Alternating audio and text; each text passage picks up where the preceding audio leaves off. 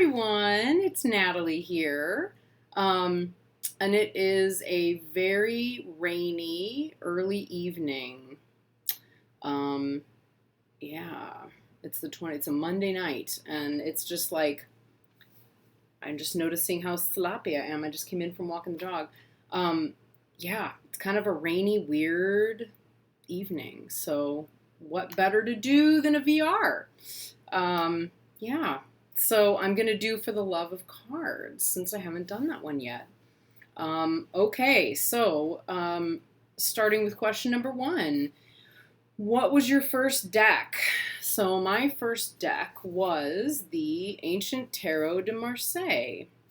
And it's a funny thing because I got this deck from eBay because my original one had to be destroyed. So I had learned how to read the tarot with my best friend in college, and she was from Puerto Rico. And she had always been told that if you are going to have more than one deck, you have to destroy your old one. And she didn't know, neither of us knew any differently. So when I decided that I wanted to start reading with an RWS deck, because our other friend Christian had one,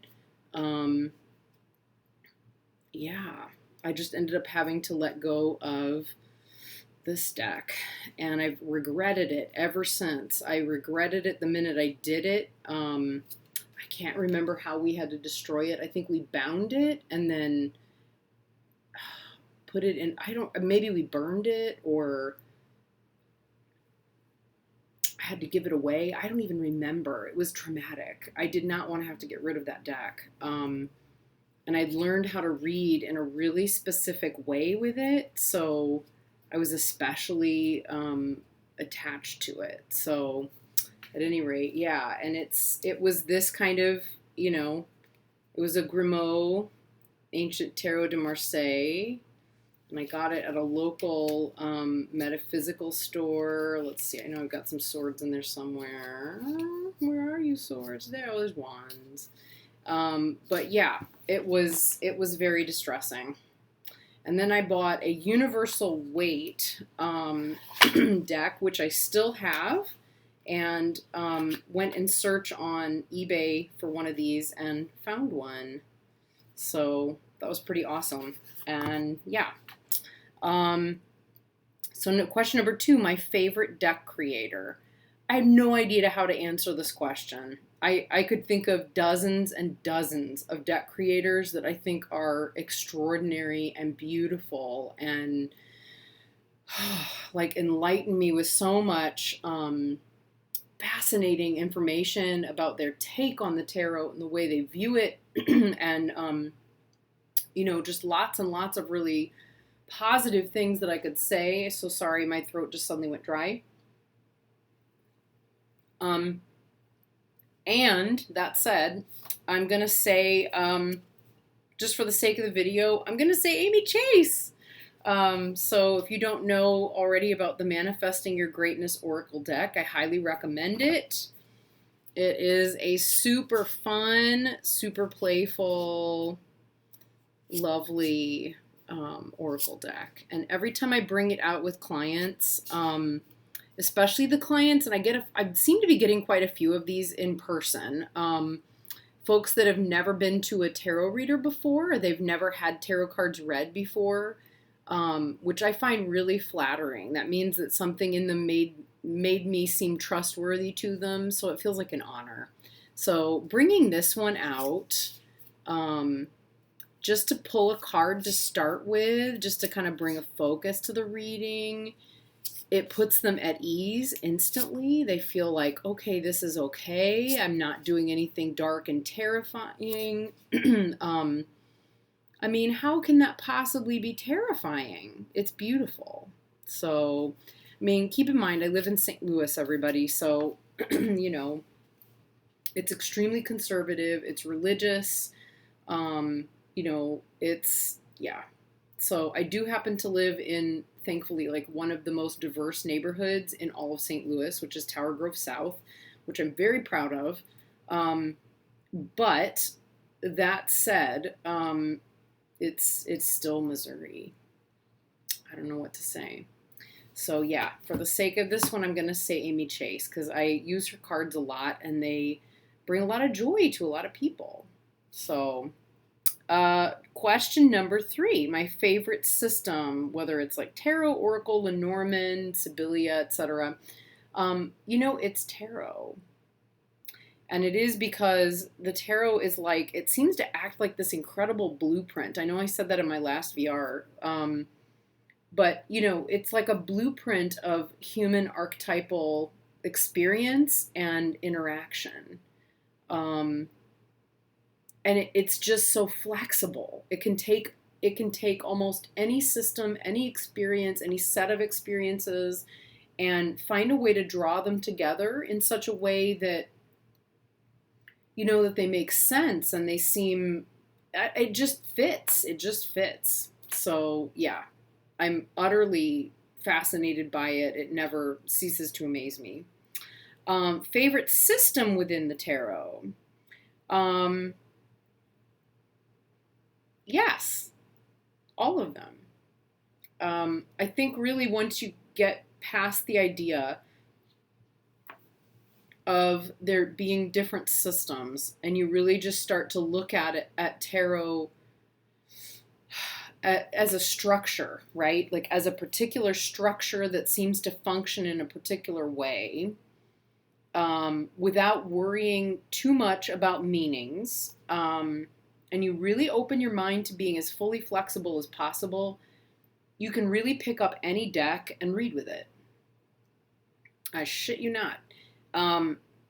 It's just, that has really become my experience, is just the minute I start to think in terms of system and what system does it fall into, I get like bogged down in that.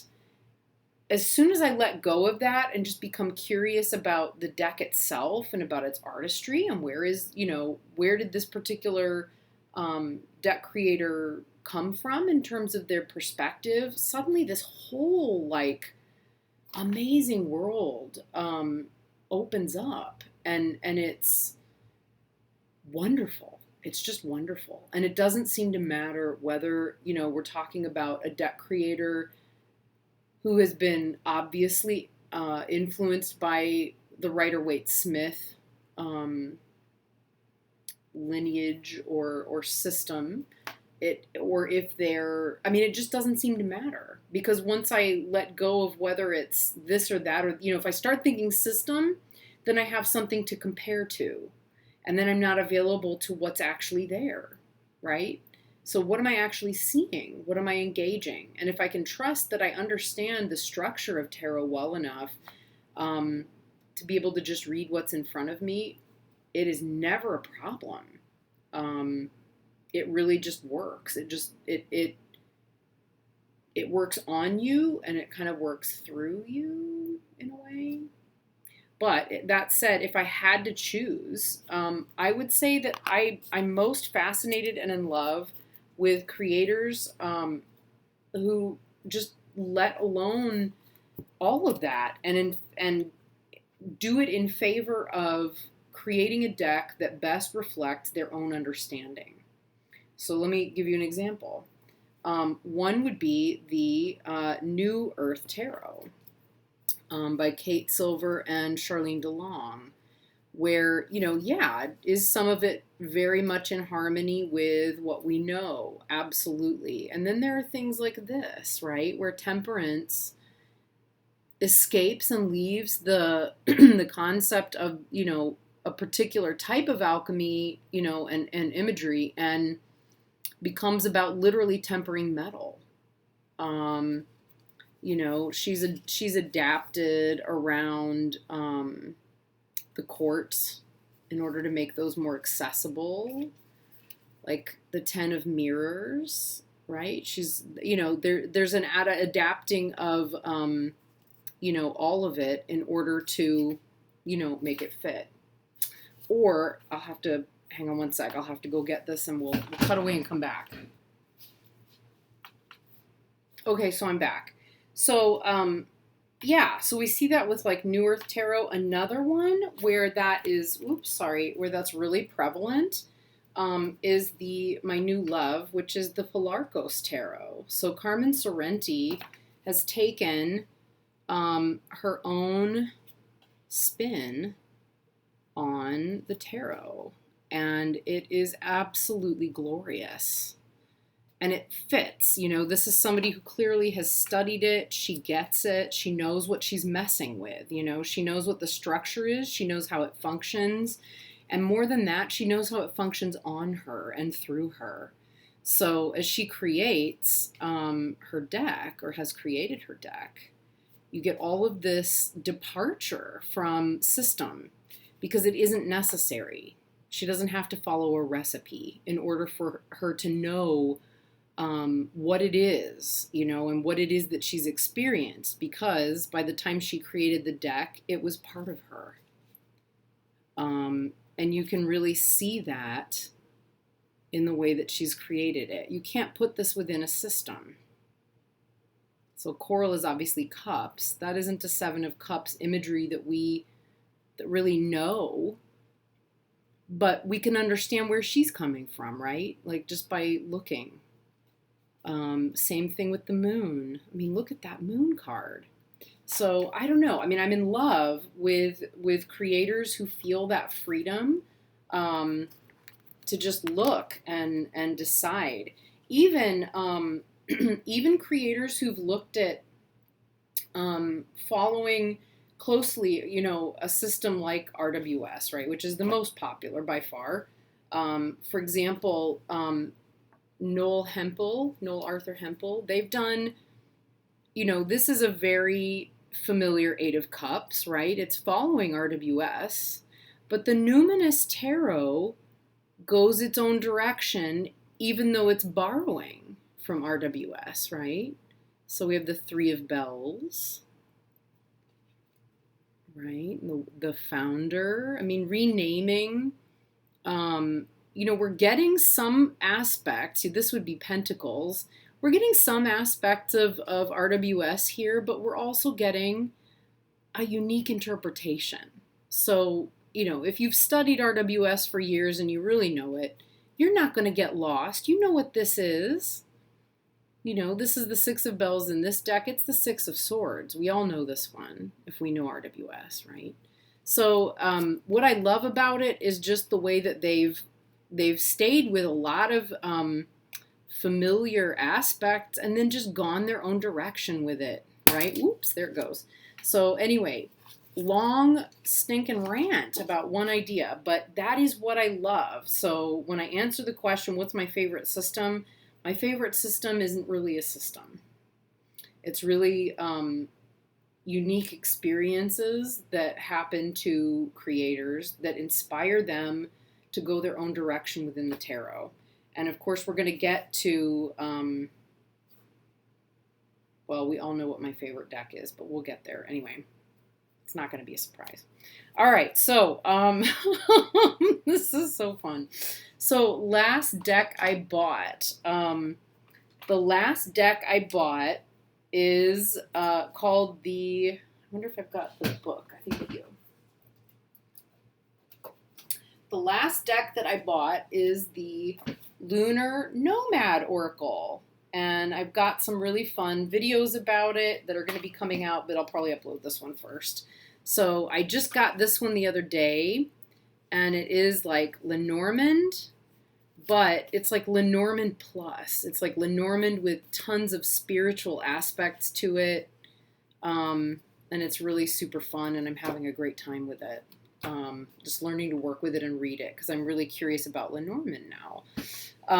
Okay, last deck. Number 6, favorite deck right now.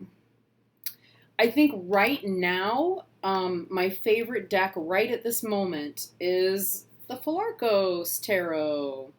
So where did its box go? By Carmen Sorrenti and published by Arnell Art. I'll have to make sure I put that in the description. It's available. You can get it.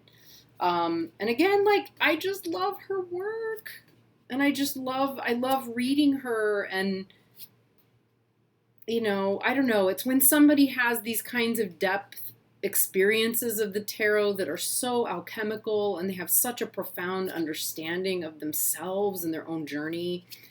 And I feel like I have the opportunity to share that with them in a way that feels really intimate, like you're reading their soul. Um, I remember the first time I had that feeling was when I was in college and I read Native Son by Richard Wright. And it really changed my life. I still have my copy of that book. It has followed me everywhere. I wrote my thesis on it. I felt like I knew his soul through the way he wrote the book. And the images that I had in my head were so vivid and so alive. And there are a handful of authors. And this is when I switched from theater to literature as a degree. Just in undergrad, then obviously I did theater ever after. But and then Buddhism. But it was getting to know that person's soul. Small handful of authors that really struck me that deeply and that profoundly. But he was the first in a line. And I feel that way when I'm reading tarot. For me, it's like when I'm reading a novel, like a really rich, beautiful novel, and where it's so much of that person's experience filtered through. In the novel, it's like storytelling, but in the deck, it's something else. It's visual and it's it's literal. I'm not sure what I'm trying to say. It's verbal, I guess. Yeah, I don't know. I don't know if I'm making sense, but that's where I'm coming from. Okay.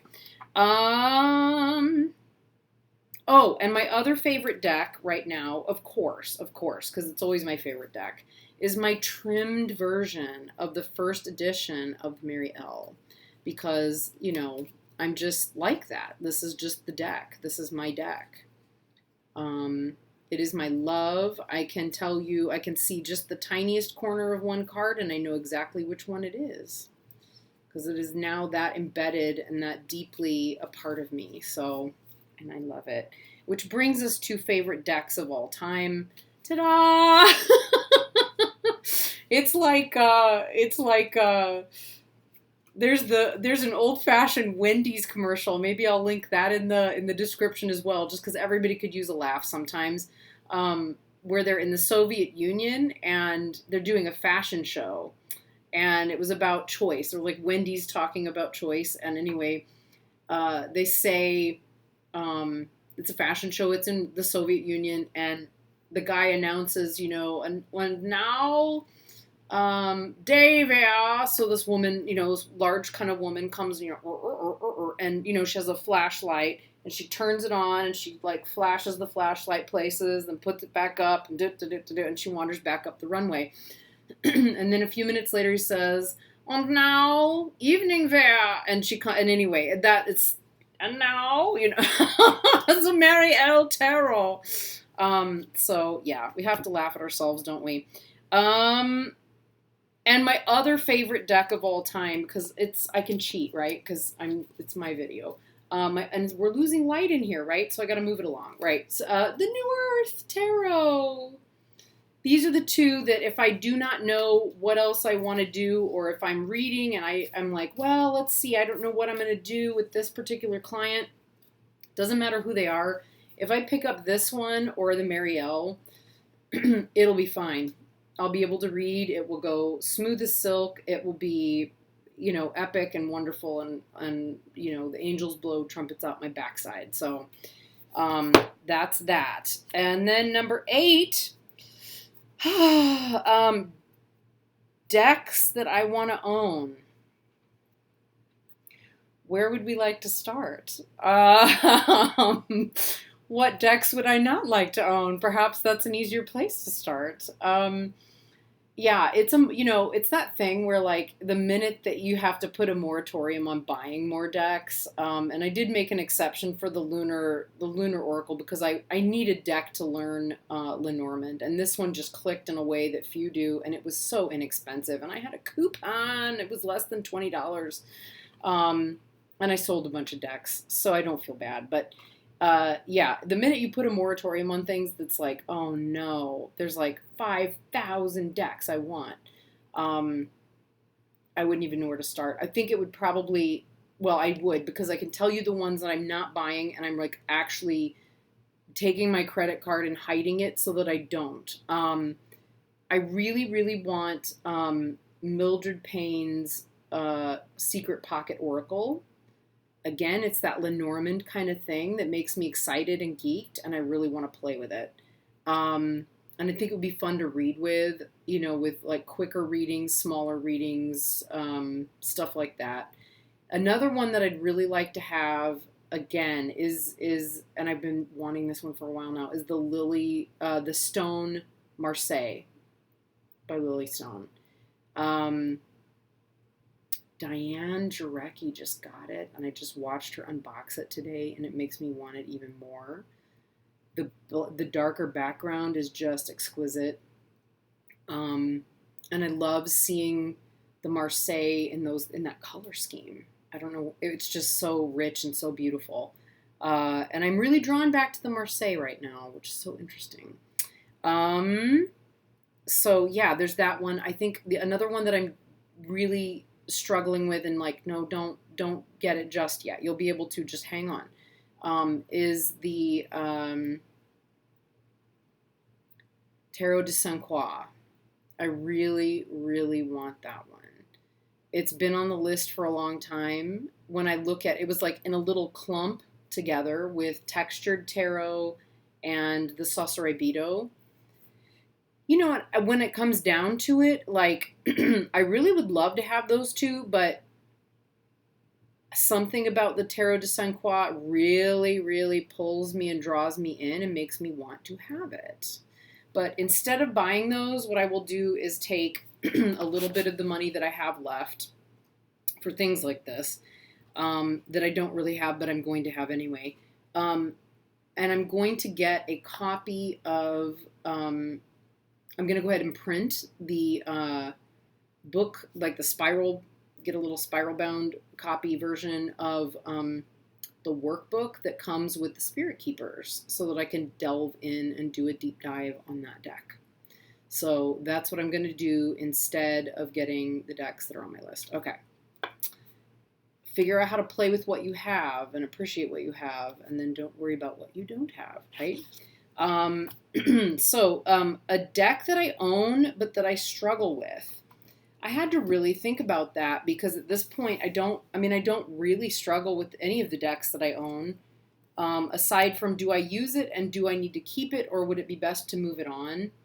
And the only one that really hits me with that is this one. It is the Piatnik Tarot de Marseille, and I don't know what it is. I don't know what it is. As a Marseille style deck, I can tell you I really struggle with it. It's just, it's so rich. It's so beautiful.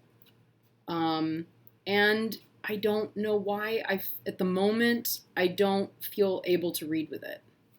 Like the face is so messy, and yet that messiness, it's why I love it so much. I love its messiness. That is seriously why I got it. The cardstock is gorgeous. This could not be a better deck. I'm just struggling with it. Look how beautiful that cup is. Oh my God. Yeah. And I think it's because of the aesthetic of working with the Maria Celia. That's probably what it is. Like, yeah, I think that's probably what it is. It's just the colors in general. And I don't like that tower. I don't know why. I think it's the coloring of the tower. I don't know. There's just, the wands. Yeah, the suit of wands. I forgot about that. So as I'm looking through, the coloring in this, it's not that great. But then look at Temperance. I mean, and I like that, like, the edges are so bad. It has that quality, but it's not, or it's not exactly a historical reproduction, but it kind of is. So yeah, I don't know. I'm struggling to read with it, and so I've given up reading with it for the moment. Who's contacting me? Oh my. So yeah, that's a deck that I struggle with, but I'm gonna hang on to it. It won't be going anywhere. I got it at the same time as my Ancient Tarot de Marseille. It was in an estate sale on eBay. How about that? Or it was rescued from an estate sale. So, which somehow is appropriate for a death doula, I guess. So, if I could have one deck tailor-made, what would it be or look like? I could never answer that question. I don't know. If it were a tarot deck, I could not answer that question. I guess if I were going to really answer that question, it would probably be an oracle deck that has appropriate quotes, where you kind of almost like bibliomancy, but way more beautiful than some of the kind of, farmed out oracle decks that have lots of writing on them, but they choose a background for it, and then it doesn't have any real originality to it. It's like stock images and stuff like that. It would be something where you have beautiful quotes, but it would be made really artistically and really beautiful so that you can't, it's hard to explain. But I think I might work on one because that kind of, I've been thinking like, why does nobody make something like this? The closest thing I would come to would be something like The Universe Has Your Back, but with more depth. The typeface, the font, all of that has to be chosen and framed in the card, really, all of that. So artistic. Yeah, like that. All right, so that's it. Yay! Yay VRs! Yay cards! Okay. Thanks, everybody. I know it was long. It's always long. All right. See you soon.